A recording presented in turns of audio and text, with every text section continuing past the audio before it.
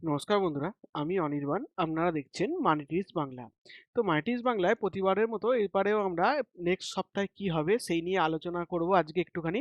এবং আরেকটা কিছু দেখব যে স্টকগুলো আমার এখান থেকে ভালো লাগছে সেই সব স্টকগুলো, এবং বর্ডার মার্কেট কি হতে পারে এই সপ্তাহে এবং কোথায় যেতে পারে বা না যেতে পারে সেই নিয়ে একটুখানি আলোচনা করব। ক্লিয়ার?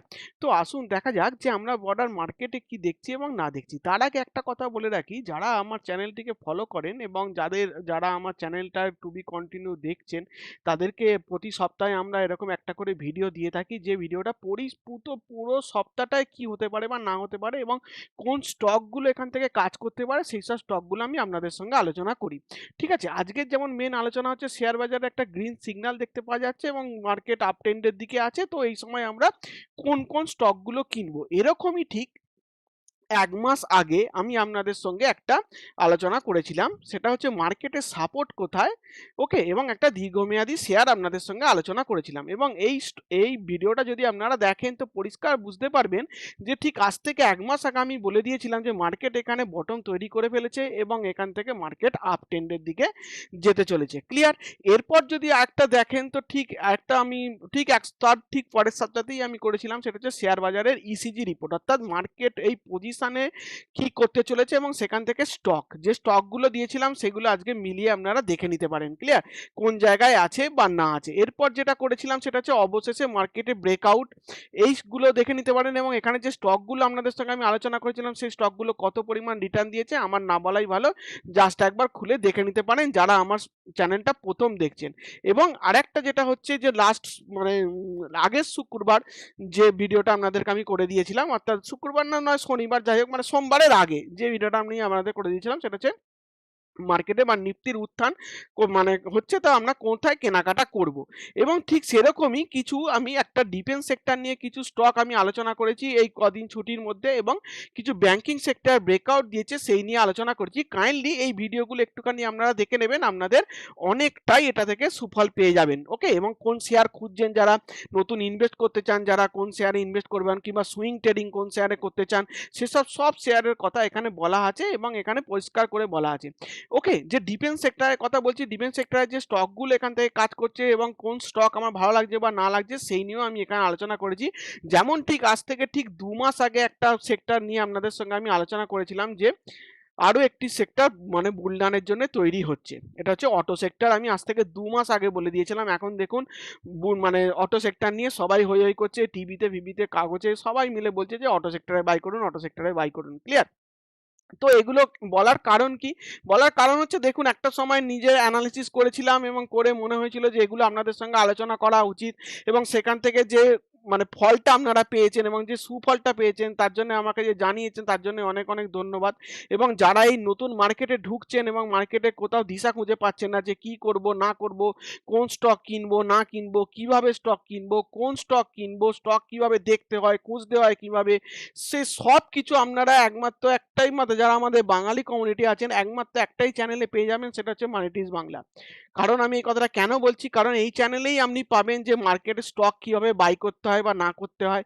মানে টোটাল এখানে প্লে লিস্ট করা আছে, প্লে লিস্টে গেলেই পরিষ্কার দেখতে পেয়ে যাবেন যে ফান্ডামেন্টালি এবং টেকনিক্যালি কিভাবে মানে স্টক বাই করতে হয়। ওকে? কিছু ইন্ডাস্ট্রি নিয়ে বলা আছে এবং কিছু আমার প্রিমিয়াম ভিডিও করা আছে যেগুলো আমি দীর্ঘদিন এই মার্কেটে থেকে বুঝতে পেরেছি যে মার্কেট কিভাবে কাজ করে বা না কাজ করে। ক্লিয়ার? যদি আপনাদের একটু আগ্রহ থাকে, যদি হাতে একটু সময় থাকে, বলবো কাইন্ডলি তো এই ভিডিওগুলো একটুখানি দেখুন। দেখলে বুঝতে পারবেন যে আমি কি আপনাদেরকে বলতে চাইছি বা কি জিনিস দিতে চাইছি, যেটা হয়তো আপনাদের পরবর্তীকালে অনেকটাই দরকার লাগতে পারে। যাক, এখন মেন কথায় আসি। মেন কথা হচ্ছে যে এখন মার্কেট কি হচ্ছে? মার্কেট দেখার আগে আমরা সবার প্রথম দেখে নেব অপশন চেনটা। কেন বলছি অপশন চেনটা দেখার কারণটা কি আছে? কারণ দেখুন, আগের দিনকে এক্সপায়ারি হয়ে গেল এবং আপনাদের যদি ঠিক আগের অর্থাৎ শুক্রবার দিনকে ছুটি ছিল। বৃহস্পতিবার দিনের অ্যানালিসিসে যদি দেখুন তো বৃহস্পতিবার দিনকে অ্যানালিসিস আমি বলেই দিয়েছিলাম যে ১২টার পর, অর্থাৎ বেলা ১২টার পর যদি যেদিকে দেখব মার্কেট যেদিকে যাচ্ছে বা যেদিকে যাওয়ার টেন্ডেন্সি নিয়েছে আমরা সেই দিকে ট্রেড করব। ক্লিয়ার? তো ১২টার পর আপ ট্রেন্ডের দিকে মুভ নিয়েছে মার্কেট এবং একটা ভালো মতো ট্রেন্ড দিয়েছে। এখন নরমালি আমরা দেখব মোটামুটি যেসব যারা সেলার ছিল তারা অনেকেই বেরিয়ে গেছে, যারা বায়ার ছিল তারা অনেকেই বেরিয়ে গেছে এবং একটা স্কোয়ার আপ হয়ে গেছে। আবার একটা নতুন সোমবার থেকে আরম্ভ হবে।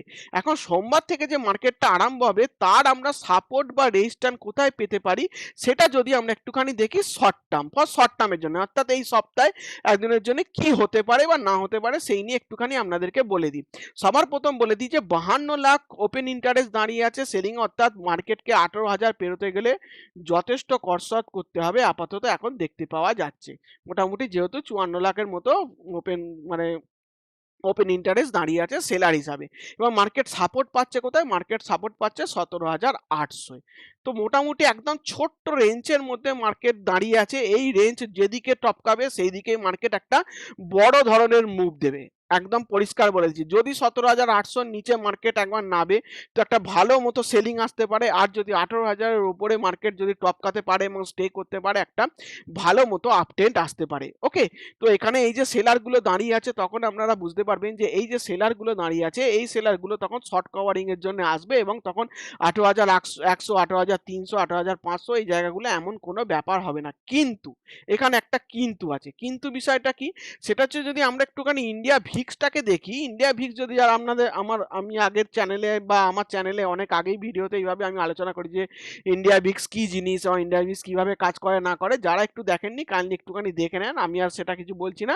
তবু ইন্ডিয়া ভিক্স বলে সার্চ করবেন, দেখতে পেয়ে যাবেন যে ইন্ডিয়া ভিক্স যখন আছে 11-12 কাছে যখন এখন থাকে না, তখন একটুখানি আমি সতর্কতা বোধ করি। কারণ একদম এই লেভেলে ইন্ডিয়া ভিক্স 11-12 কাছে ইন্ডিয়া ভিক্স থাকা মানে একটুখানি মার্কেটে কিন্তু একটু ডাউন ট্রেন্ড আসার সম্ভাবনা থাকে। তবে আমি বলছি না যে মার্কেট এখান থেকে ডাউন ট্রেন্ড হয়ে যাবে বা মার্কেট এখান থেকে বিশাল ধরনের পড়ে যাবে। এটা কোনোদিনই মানে ডাটা এখান থেকে বলছে না। মানে নরমালি চার্ট অপশন দেখুন, মোটামুটি ফিউচার অপশনে যা দেখা যাচ্ছে ডাটা মোটেই বলছে না যে মার্কেট এখান থেকে অ্যাকশন নেবে।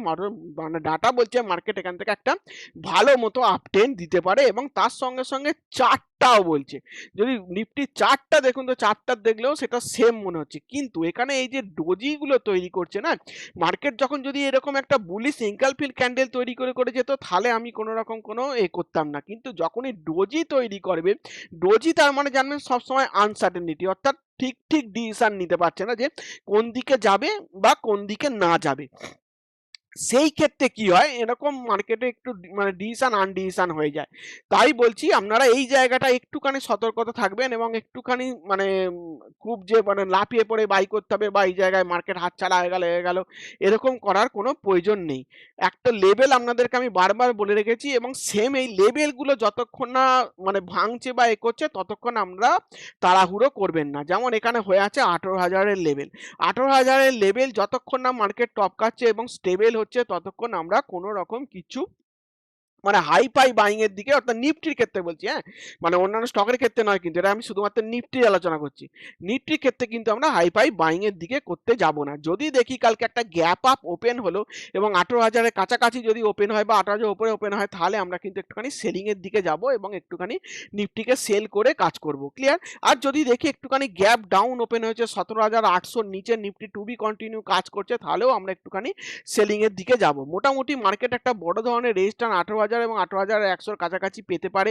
যেহেতু 18,000 একটা বড় লেভেল, এই জায়গায় যেহেতু অনেক সেলার দাঁড়িয়ে আছে, এখানটা একটুখানি টপকালে হয়তো একটুখানি বাউন্স আসতে পারে, অর্থাৎ 18,100 কাছে হয়তো যেতে পারে। কিন্তু ওখান থেকে একটুখানি রিট্রেস আসাটা একটা নরমাল বিষয়। ওটা মানে মার্কেটের নয়।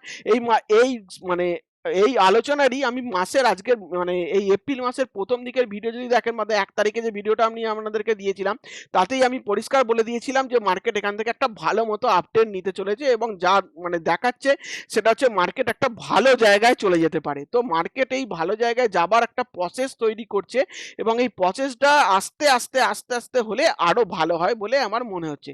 তা নরমালি এই লেভেলটা কেমন কাজ করছে আপনারা পরিষ্কার দেখতে পাচ্ছেন। লেভেলগুলো টুকে রাখুন, এই লেভেলের ওপরে যাবে কাজ করবে, আপনারা লেভেলের কাছাকাছি গেলে প্রফিট বুক করবেন, আর লেভেল টপকালে বাই করবেন। এই হচ্ছে মেন টেন্ডেন্সি থাকবে আপনাদের নিফটির ক্ষেত্রে। এবার আসি বর্ডার কিছু স্টকের ক্ষেত্রে, যে স্টকগুলো আমি আপনাদের সঙ্গে আগের সপ্তাহে আলোচনা করেছিলাম, আগের 1-2 সপ্তাহে যেসব স্টকগুলো আমি আপনাদের সঙ্গে আলোচনা করেছিলাম সেগুলো হচ্ছে এইগুলো, এবং এগুলো থেকে আপনারা ভালো মতো এখনো পর্যন্ত ভালো মতো রিটার্ন আপনারা পেয়ে এসছেন। ক্লিয়ার? আর মানে আরুণ বলুন, অনুপ ইঞ্জিনিয়ারিং বলুন, অতুর অটো, আচ্ছা আবাদ সুগার, ক্রিসেল, আচ্ছা সায়েন্ট, ওকে, ডিউরাপ্যাক, ফ্যাক্ট, এফসিএল, জি, আচ্ছা জিএসপিএল, জিএসপিএলটা এখন আমার ভালো লাগছে, এইচএফসিএল, মোটামুটি আইজিএল একটা ভালো পয়সা দিয়ে গেছে, ঠিক আছে। আচ্ছা, মার্কসেন্স ফার্মা, কেপিআর মিল, কিলোস্কার ব্রাদার্স, আচ্ছা উত্তম সুগার, আচ্ছা সূর্য রশ্মি, মোটামুটি সব কটাতেই আপনারা যে কটা নাম বললাম প্রতিটাতেই ভালো মতো পয়সা পেয়েছেন, এবং কেউ যদি এখানে ইনভেস্ট করে থাকেন তো 20 to 10% তো আরামসে পেয়েই গেছেন এবং তার ওপরেও পেয়েছেন এই 1-2 সপ্তাহের মধ্যে। ক্লিয়ার? এবার এখানে একটা কথা বলে রাখি, সেটা হচ্ছে যে এখান থেকে আমার যেসব স্টকগুলো ভালো লাগছে, যে স্টকগুলোতে আমিও ঢুকবো এবং আপনাদেরকেও বলবো যে এখানে পজিশন নিতে পারেন এবং ভালো মতো জায়গা আছে এই স্টকগুলোকে, যদি মার্কেট বর্ডার মার্কেট ঠিকঠাক থাকে, যে স্টকগুলো আজকে আমি আপনাদেরকে বলছি, আমি জোর গলায় বলছি যে এখান থেকে কিন্তু একটা ভালো মতো পারফরমেন্স দিয়ে দিতে পারে এইসব স্টকগুলো। তো এইসব স্টকগুলো যদি আপনাদের সঙ্গে আমি একটুখানি দেখিয়ে দিই, নরমালি হচ্ছে সেগুলো হচ্ছে এইসব স্টক, এই স্টকগুলো। সেগুলো কি, ফার্স্ট অফ অল আপনারা প্রত্যেকে নোট করে নিতে নিতে পারেন এবং নোটগুলো করে ফেলুন। কেপিআইটি টেক, কেপিআর মিল্ক, আচ্ছা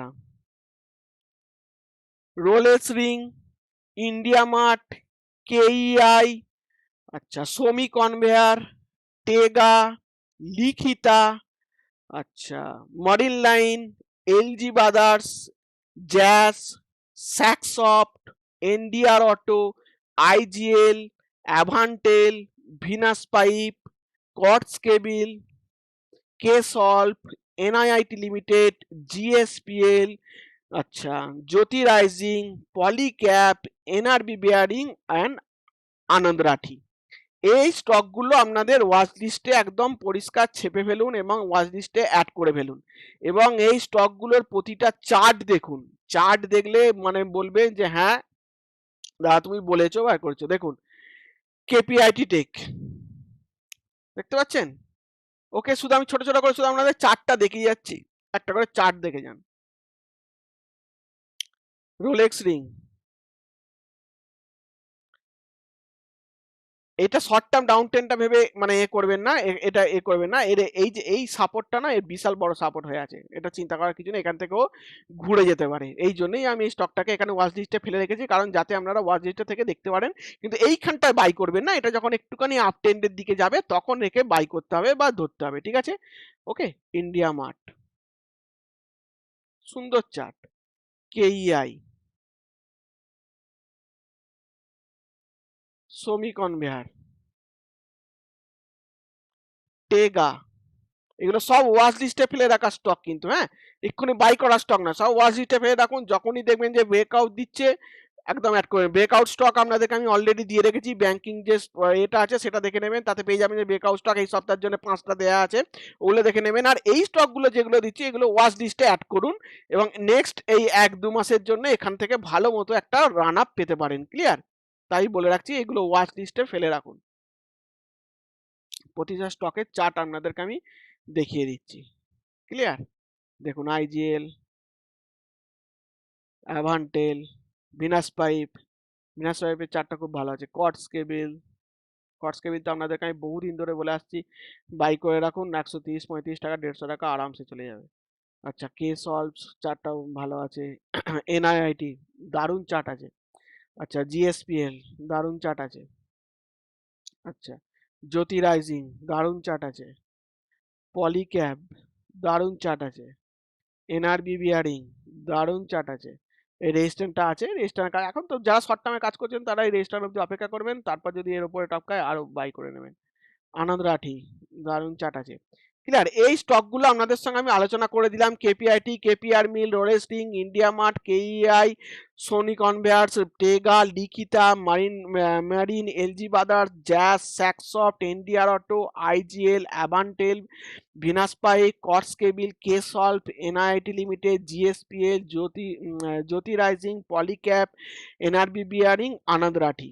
এই স্টকগুলো আপনাদেরকে দিয়ে দিলাম। এগুলো ওয়াচ লিস্টে ফেলে রাখুন। যেগুলো দেখবেন ব্রেকআউট দিচ্ছে, ব্রেকআউট কি করে দেয় না দেয় সব শেখানো আছে। যারা ১ম এসছেন আমার চ্যানেলে তাদেরকে বলব যে ভিডিওগুলো দেখে নিন গিয়ে, তাহলে বুঝতে পেরে যাবেন। টেকনিক্যাল ভিডিও দেখলে বুঝতে পেরে যাবেন যে কি করে স্টক ব্রেকআউট দিচ্ছে, কি করে বুঝবেন না বুঝবেন। ওকে, এগুলো সব ফান্ডামেন্টালি ভালো স্টক, কোনো চিন্তা নেই। আরামসে এখান থেকে বাই করতে পারেন এবং চার্ট দেখে আপ ট্রেন্ডে যে স্টক যাবে, অর্থাৎ স্টকের চার্ট হবে ঠিক এইরকম, এইভাবে উঠছে এবং ঠিক এর মাথাটা কাটছে, ব্যাস এই জায়গাটায় বাই করে নেবেন। ওকে, 20-30% প্রফিট আপনাদের কেউ আটকাতে পারবে না। ক্লিয়ার? এটা হচ্ছে আগের রেজিস্ট্যান্স, অর্থাৎ যেখান থেকে স্টক ঘুরে পড়ে গিয়েছিল।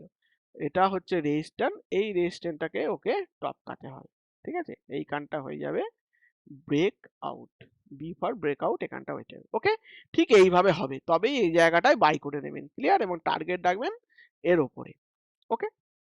তো বলে দিলাম আপনাদেরকে, এই চার্টগুলো দেখে নেবেন, পরিষ্কার দেখে নেবেন। আর যারা ব্রেকআউট স্টক খুঁজছেন তারা আমার চ্যানেলে গিয়ে দেখুন, ব্রেকআউট স্টক বলে দেওয়া আছে। তারা ব্রেকআউট স্টকটাও দেখে নিতে পারেন, কোনো অসুবিধে নেই। ঠিক আছে? তো সবাই ভালো থাকবেন, আজকের জন্য রাখি। সাবধানে থাকবেন। আর দেখা হবে আবার পরবর্তী আরেকটি আলোচনা নিয়ে। ওকে? আজকের জন্য রাখি।